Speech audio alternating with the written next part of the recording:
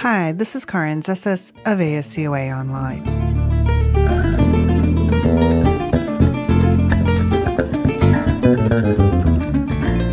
Years ago, on March 5th, 2013, the death of Hugo Chavez was announced in Venezuela. A las 4:25 de la tarde de hoy 5 de marzo ha fallecido el comandante presidente Hugo Chávez. Mourners took to the streets at the end of a long presidency marked by nationalizations, democratic erosion, as well as record-high oil prices and heavy borrowing that had given the famously loquacious leader the ability to freely spend on popularity-boosting social programs.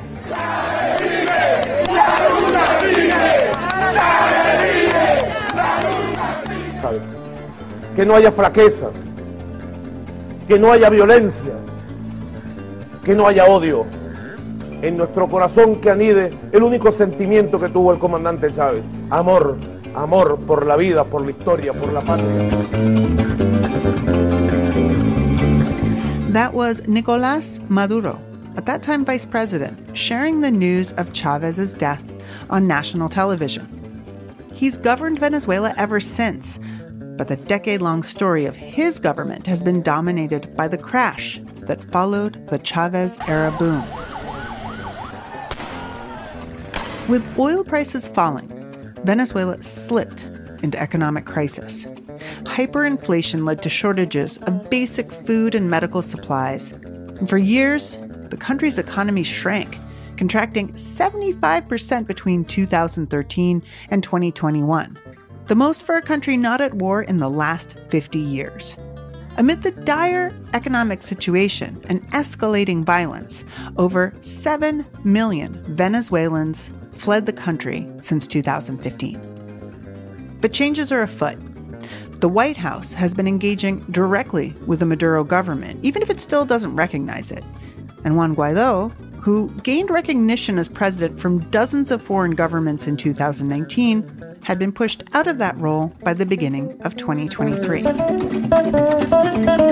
So what's next for Venezuela as Maduro reaches 10 years in power? In this episode, we hear from two experts who've been watching this story closely for years. Fabiola Zerpa is a Venezuelan journalist for Bloomberg News, covering the country's politics and economy.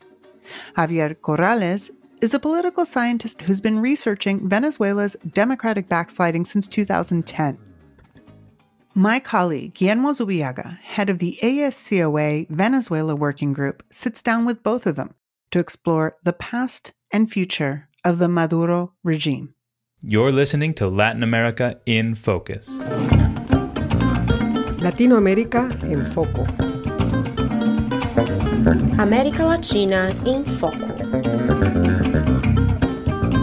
A podcast by America Society, Council of the Americas on politics, economics, and culture in the region. There's totally a science of why we chose the two of you. Fabiola, you're based in Caracas, and Javier, you've studied the regime of Chavez and Maduro so closely and have given a lot of concepts and names to what we have seen and what we have many survived.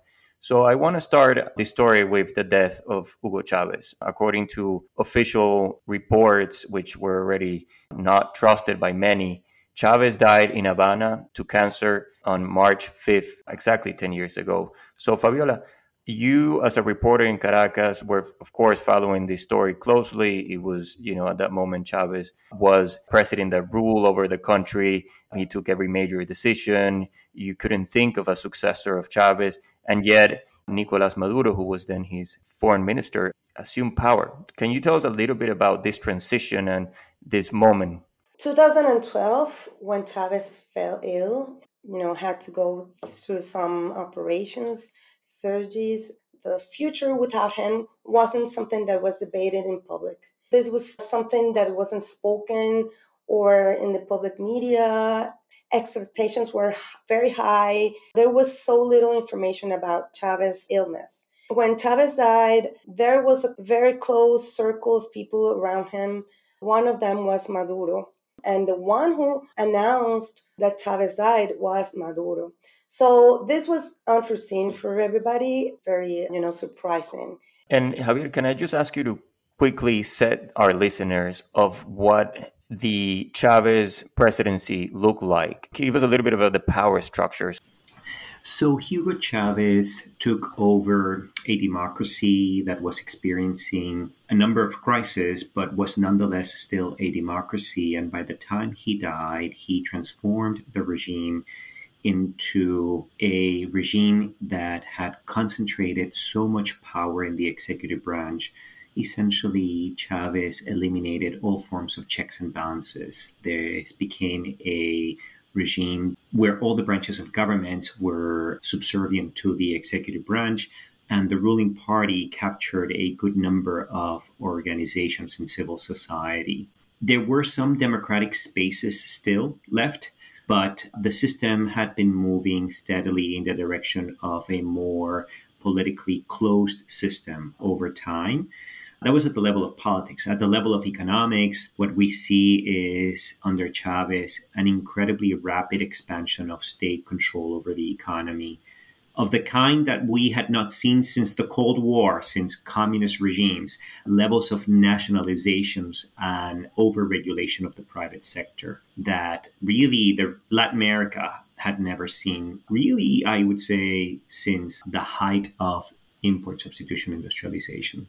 But yet, after his death, an election is announced, right, Fabiola? Maduro comes to power, as Javier says, in a structure that was built by Chavez, a framework of socialism, in a legal framework, a new constitution, a way of the citizen relating to the state, very dependent on aids, controls of food, prices, fuel, currency, and also control on the electoral system.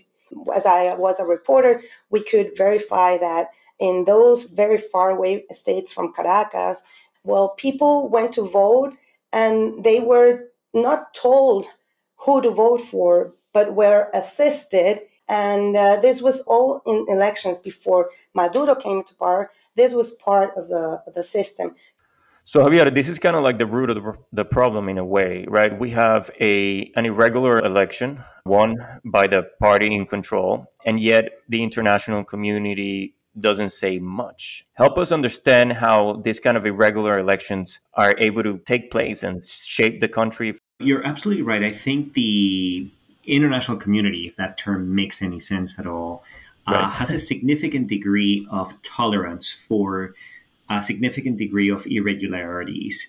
They will issue reports if they are allowed to observe, and they write incredibly authoritative reports, and they follow absolutely impeccable methodologies. But it takes a lot of irregularities for the international community to say the election was fully fraudulent.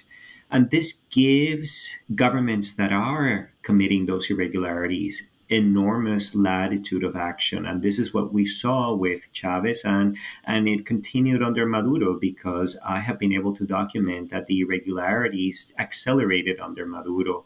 At least this is the experience in Venezuela.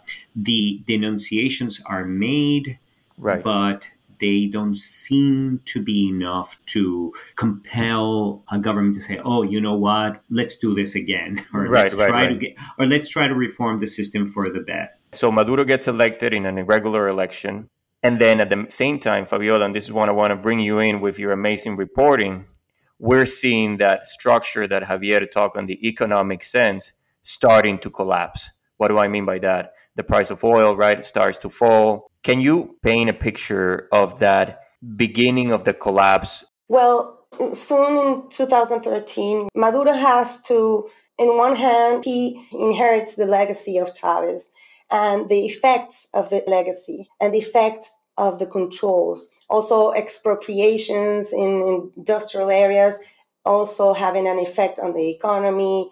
And at the same time, he has to empower himself and differentiate himself from hardliners, Chavistas, very close to Chavez, aides, and the military, because he's not a military man. And then soon after that, in 2014 and in 2017, we have the huge protests huge Right. protests in Caracas nationwide. What would you say, Fabiola, was the main driver of people going out to protest? Was it economics or was it political liberties?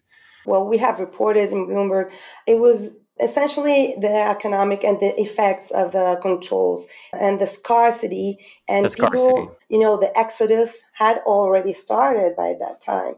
That exodus, I mean, and Javier, jump in here, but this is one of the defining figures of this 10-year rule, is that you have seen an exodus that is now over 7 million people, one of the largest ones in the world.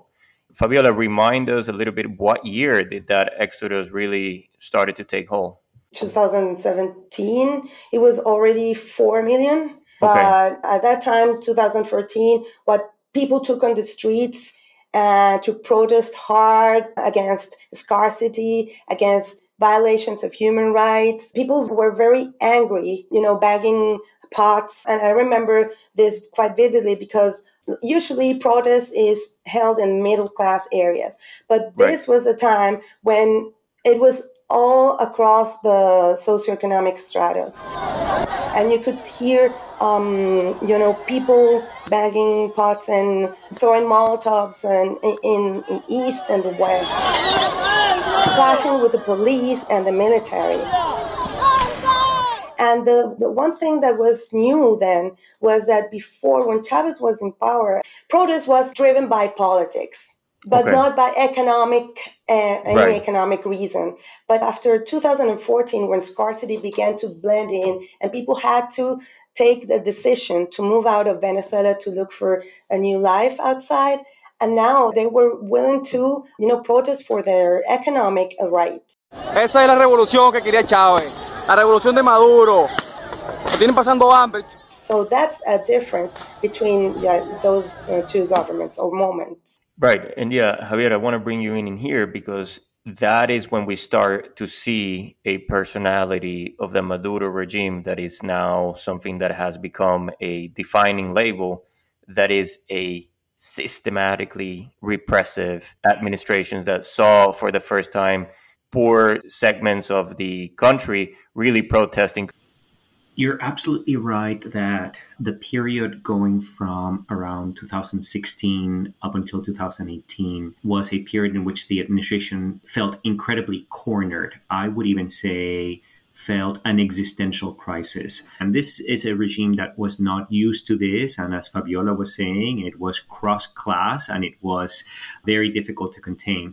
So the regime reacted by essentially ending democracy, by becoming incredibly repressive in a number of traditional as well as innovative ways.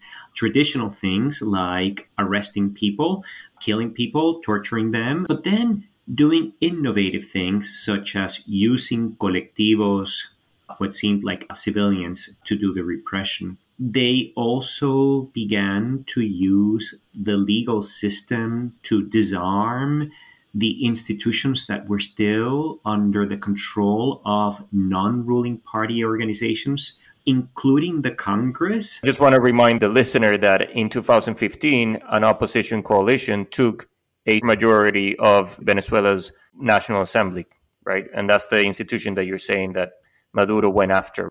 With all the rules stacked against the opposition was able to really achieve a landslide and gain control of the National Assembly. So going back to your question, Guillermo, the regime responded by using the very same autocratic tools that Chavez had already begun to amass and creating new ones. And so we see a form of repression in Venezuela that I think is only going to get matched in Nicaragua almost right around the same time, with brutality deployed, not just against the opposition, by the way, this is important to keep in mind, also against people within the ruling coalition.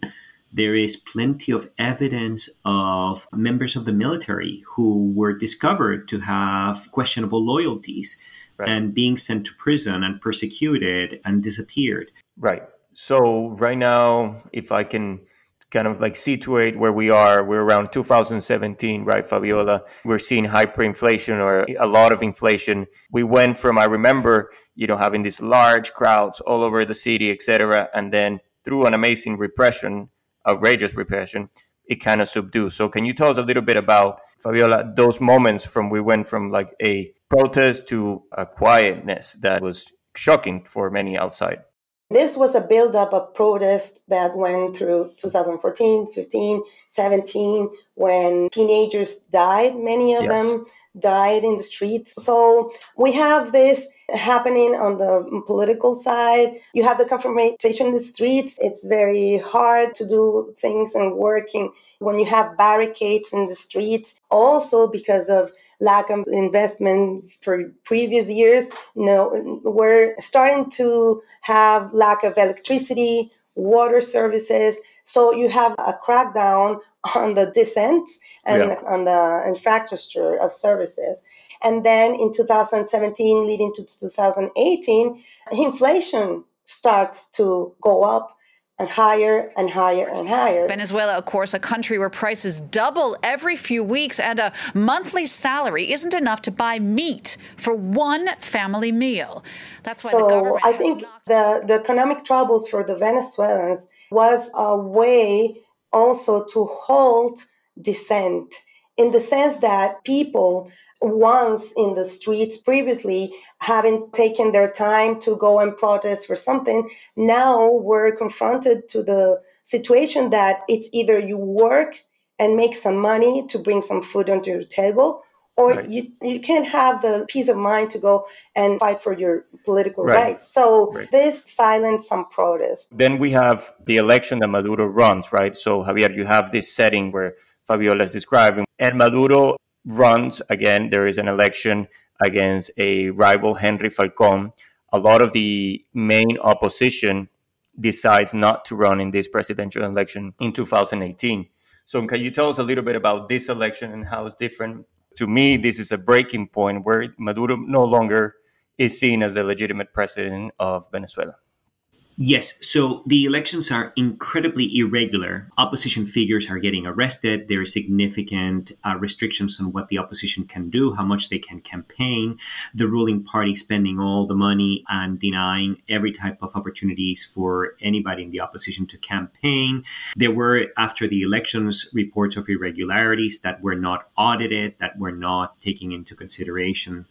And so this really couldn't have counted as anywhere near free and fair, very, very far away. No election is 100% free and fair, but this was a very low level. But what happened here's what's so remarkable. This is a moment in which the opposition goes back to a strategy that had abandoned, which is it splits on the question of whether to participate in the elections or not. So one group decides to participate, and this is the group that goes with Henry Falcón and his vice presidential candidate, Francisco Rodriguez.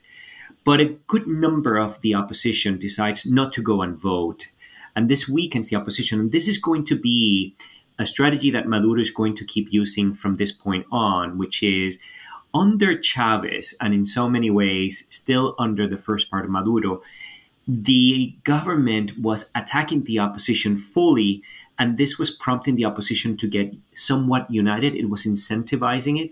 But from now on, Maduro is going to discover that it pays to try to split the opposition. This is important to mention because we have the feeling that the rise of autocrats automatically unites the opposition. But the more typical equilibrium is the opposite. The opposition is going to disagree about what do we do with these incredibly unfair rules? Do we participate or do we reject them? Do we go moderate or do we go extreme? It's very difficult for the opposition to regain unity. And this probably is the central dilemma that the opposition has faced since this election in 2018.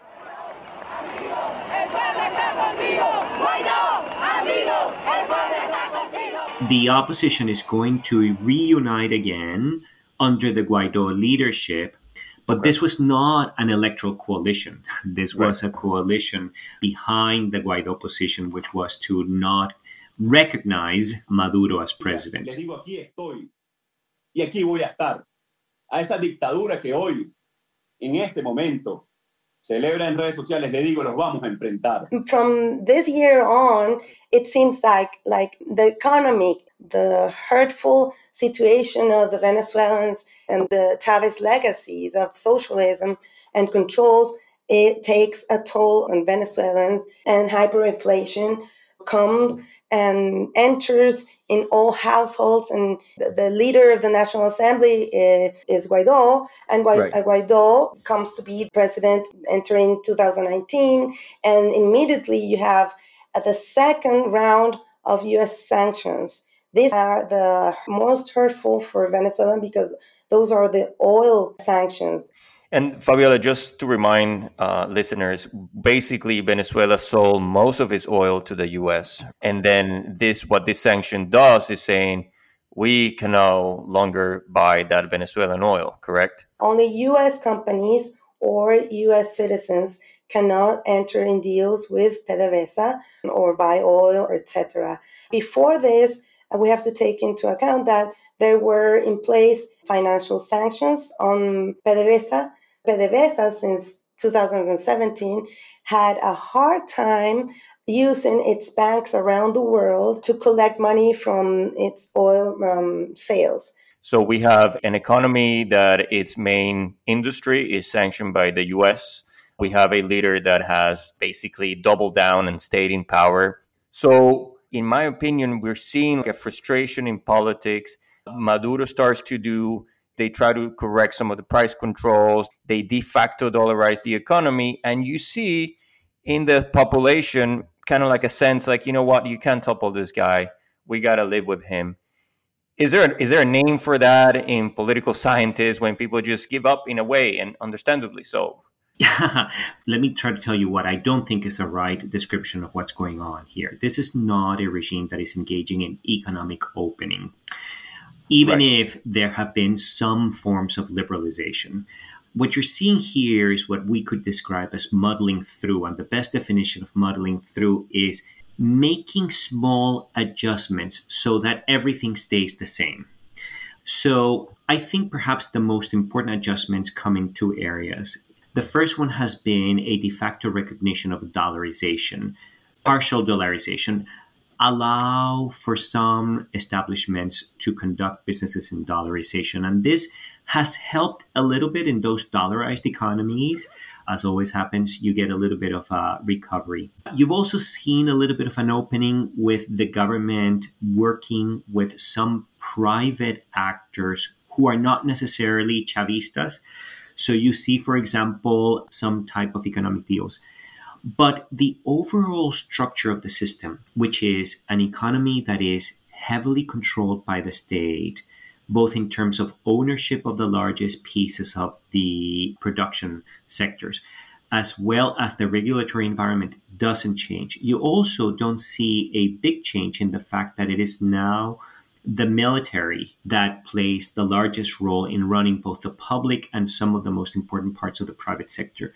And you also don't see a big change in the third pillar of the economy, which is the over-reliance on illicit economic activities. So these key elements of the system are in place, and I don't see any signs of the upper echelons being interested in dismantling and moving away from it. So I think the best description is changing a few things here so that things stay the same. Got it. Fabiola. We have followed this through in some areas of the economy, and we see Maduro has called these new business areas as alliances. And they started because Maduro, faced with financial sanctions, being able to move money around or collecting, moving around. So he had to resort to the private area and to the private businessman because they were the only ones he could rely on to build something inside the economy in Venezuela. It's not a policy. It's like an attempt to do things, and they started very good. But if you ask me, well, how are those alliances doing? Some of them have not survived, and some of them are closed. The same thing in the oil area. As the oil majors companies left the country, and also oil services companies left. So Maduro was confronted to the reality that it had to rebuild what was left of the oil industry with the Venezuelan businessmen and Venezuelan contractors. So let's just jump to the present and the future. Ironically, even though you've described this not so free, not so clean elections, everybody has a lot of hope on the 2024 election.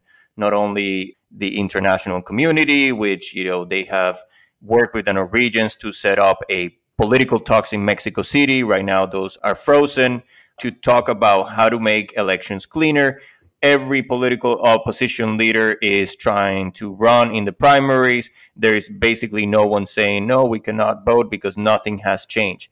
So I ask you, Javier, what has happened that we've had these 10 years of democratic backsliding, and yet we still have hope that the best way out is a presidential election? Well, elections have a way of delivering huge surprises. We absolutely know that Maduro has incredibly low approval ratings. For him to win, he has to do far more irregularities. But I do think that the opposition in Venezuela and in many countries have been able to do well in elections, even under incredibly adverse circumstances. There's plenty of evidence of this. The game is stacked against you, but it's not hopeless. What happens in an electoral process, it's almost like political magic. This is the only opportunity that the leaders of the opposition have to connect to the voters. So when you decide that you're not going to run for an election, you are basically deciding to seek no connections. So the act of being in an election creates a process of campaigning, which can work. If you're smart, if you do it, and given the disaffection that exists in Venezuela, this is not entirely hopeless, even if the rules are against you. And I think we're moving into an interesting chapter. I actually have, as pessimistic as I can be, I am far more optimistic about an electoral process in Venezuela than I am about the dialogues. Interesting. Because of this mechanism that I have just described. This is the only way that the opposition has of having an incentive of connecting with ordinary folks. Thank you, Javier. Fabiola, go ahead.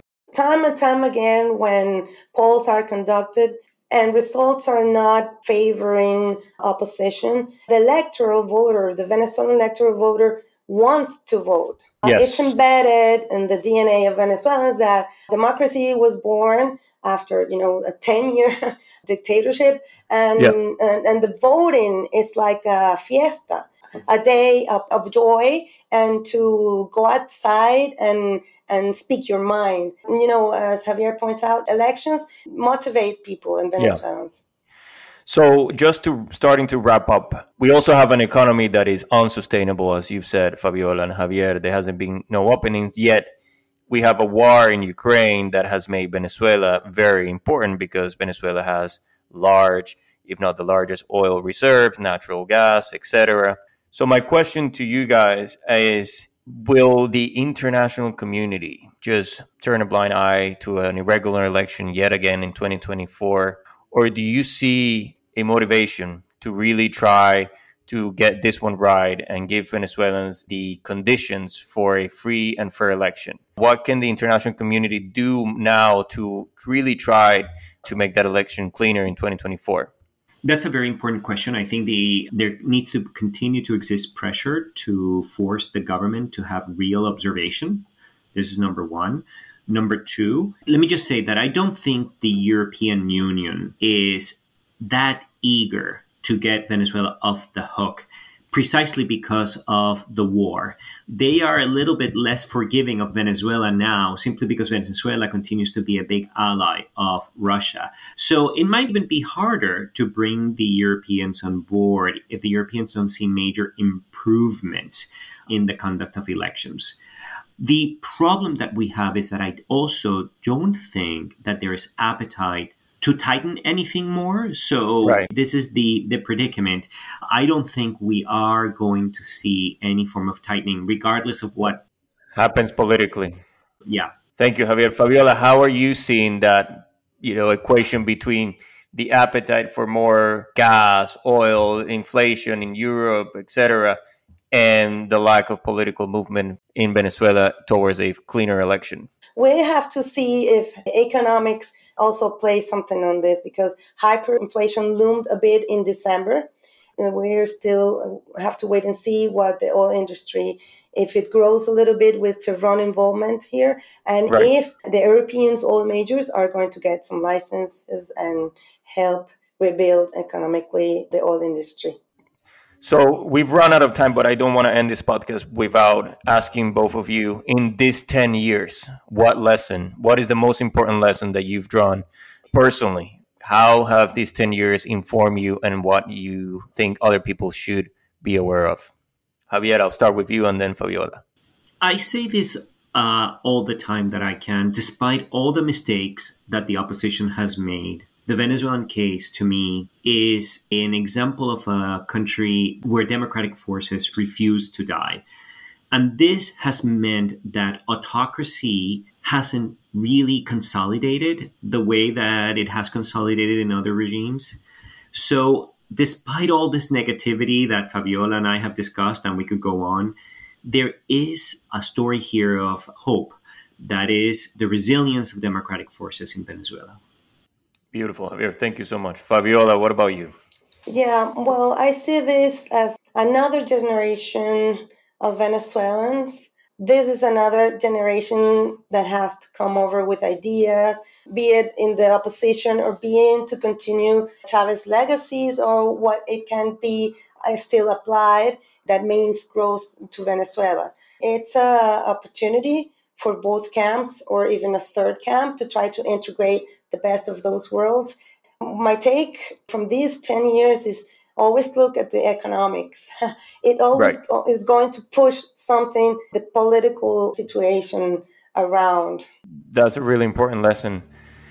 With that, I want to thank Fabiola and Javier for being in our podcast today, discussing what are not very easy topics to discuss, but I think that we can draw many lessons from your expertise and coverage that you give in these 10 years of Maduro in power in Venezuela. So thank you very much for being with us today. Thank you. Muy bien, muchas gracias.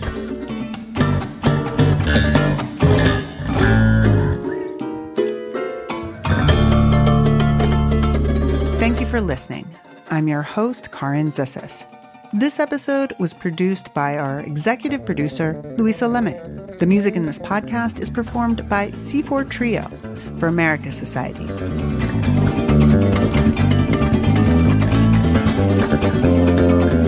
Check the podcast notes for links to watch the full video and find out about upcoming concerts at musicoftheamericas.org. We hope you enjoyed this episode. You can help us spread the word. Write us a review, give us 5 stars, or subscribe at Apple, Spotify, or wherever you get your podcasts. Thank you.